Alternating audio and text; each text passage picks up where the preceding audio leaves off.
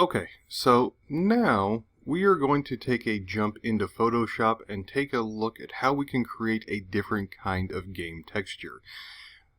In this case, we're going to go through 2D style and take a look at making pixel art. Well, first off, we need to go ahead and create some new things to work with. So I'm going to hit Create New, and now I need to pick what kind of system I want. Well, I'm going to go with this one, and I can name this Simple Pixel Art Object. And I'm going to go with a 2020-72. And I'm going to make sure it's set to pixel.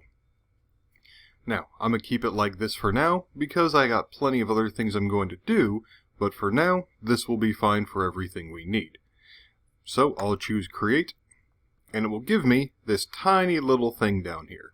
Well, I'm going to go ahead and zoom in, and we can see that it's not terrible, but I definitely have some things going on that I need to change. Well, there's a number of things we do need to change. Well, first off, let's take a look at the tools we're going to use. The first one I'm going to use is a pencil, and it is pencil, not brush, because with pencil, I need to go ahead and do this. Make sure my size is set to a 1, and my hardness is set to 100.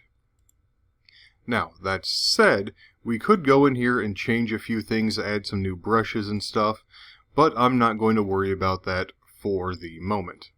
I'm just going to leave it with these. That said, I also am going to just switch over to the erase tool quick and make sure it's also set to 1 and 100, and mode is set to pencil. Okay. That's going to make it far easier for me to go ahead and go through and paint these individual squares. Now, if I didn't change that with the pencil and did a brush, as I erase, you'll see it kind of fades things out instead. But when I set it to pencil, it will erase it based on the square instead of just trying to fade everything out at once. Or at least whatever I want to go over at the time. So that part's good. Next, I want to take a look at the paintbrush. And the paintbrush is going to be the simplest thing. What we're going to do is turn this off, the anti-alias, and that's all we need to change for now on the on the paint can. So, from here, let's go ahead and fix the grid. Now, for this, there's a few things we need to do, and we'll need to jump through a few different things. First off, View, Show, and make sure your grid is turned on for the moment. There's also the pixel grid, and we're going to leave that on also. But the main part is, if it's turned off, check Grid to turn that on. The other thing we're going to do is go Edit, Preferences, and I'm going to go in here to the Guides, Grids, and Slices. Okay, so in here, what I'm going to do is change this setup where it says Grid, Grid Line Every, and I'll say 1, and I'll say a 1 on Subdivision. Okay, pretty good there. The other thing I need to change is to go up here into General. Now I could go Edit, Preferences, choose General, but because I'm already here, this will be fine. Under General, I need to choose Nearest Neighbor. Basically, what we're doing with this setup is changing it to hold these sharp edges for each of the little squares. Because I had already done this previously, mine is already set like that, but I'll say OK. Now, there's a few things that we can do. Well, first off, I have the ability to do a few different things. Well, I'm going to keep it simple and just go black and white. And what I can do on this is a few different things. Well, first off, with black, I'm going to click this box up here just to get that quick color. I can go into other colors, so I can choose, say, a green. Come up here, choose a red. And I'm going to just drop them kind of up here into the corner or off to the side. And I'm doing this because what I want to do is go ahead and have a color palette ready to go to help me with anything I am going to be doing. So for my quick example, I will go, let's make it a little bit more paler, about like this. So I got my quick color set. Awesome. Nothing too crazy or special about it. The reason why I'm doing this is because I can hold Alt on the keyboard and quickly click to change to my different colors depending on what it is I want to create. Well, for this first thing, what I'm going to do is go ahead and simply make a basic, not complex object. Well, what I'm going to do is, and I'm going to just kind of freehand this, but I'll kind of, let's go with a shape kind of about like this, comes down.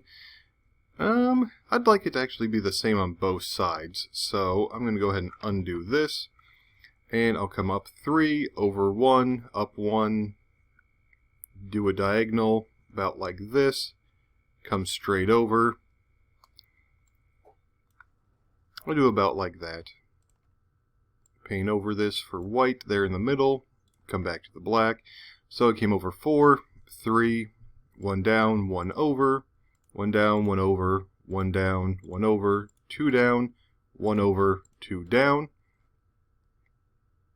Okay, I'll go and close this off here, and I'll keep going down about like this and back up. And I got off just a little bit, but that's fine. I'll fix it like that. And choose black again, and let's go ahead and do this. And you should already be able to tell pretty much what I have in front of us, or at least something close to it. If you're familiar with the old Mario games, this will look close to kind of that color for the mushroom. I am going to, however, paint over that there, and I'm going to round this off just a bit more like that.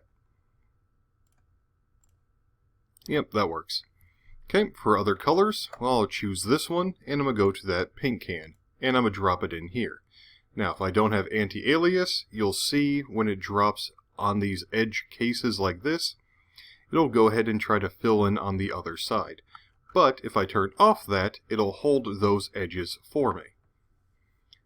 So we'll just keep that in mind for the time being.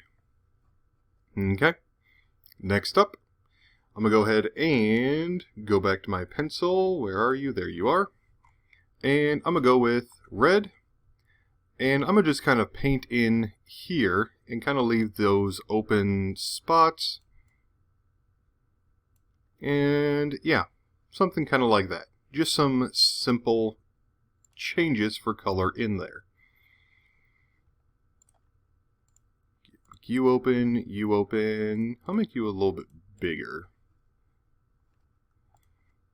I can come through, fill in these colors, these gaps, kind of do whatever I need. And I'll do something a bit more like this.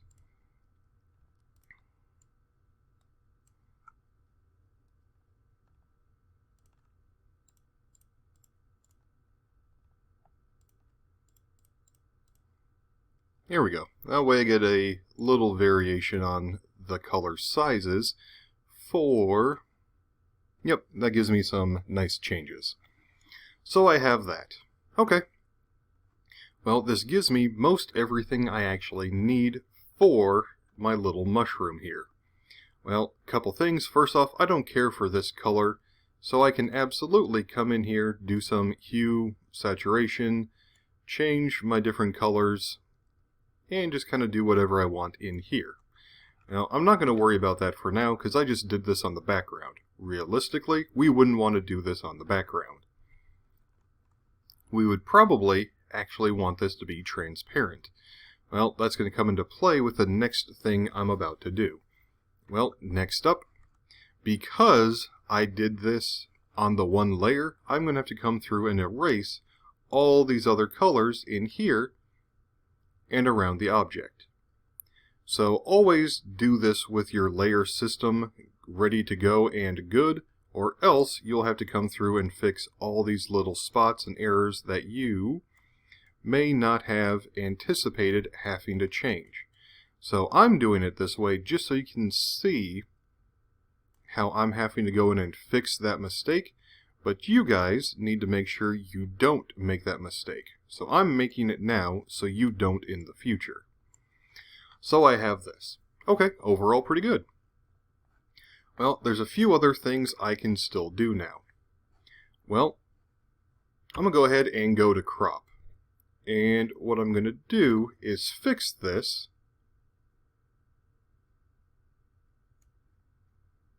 Yep, just like that.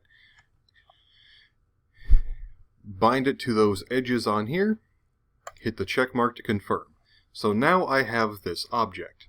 What I'm going to do is go File, Save As. And I'm going to save this as a PNG.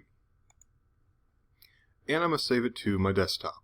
So I'm going to name this Simple Mushroom. And save it to my desktop. So now I have it. Well, that's great. But there's one other thing I can do. I can also go File, Image Size, and change how big I actually want this thing to be. Well, first off, I'm going to change it to pixel here on height and width.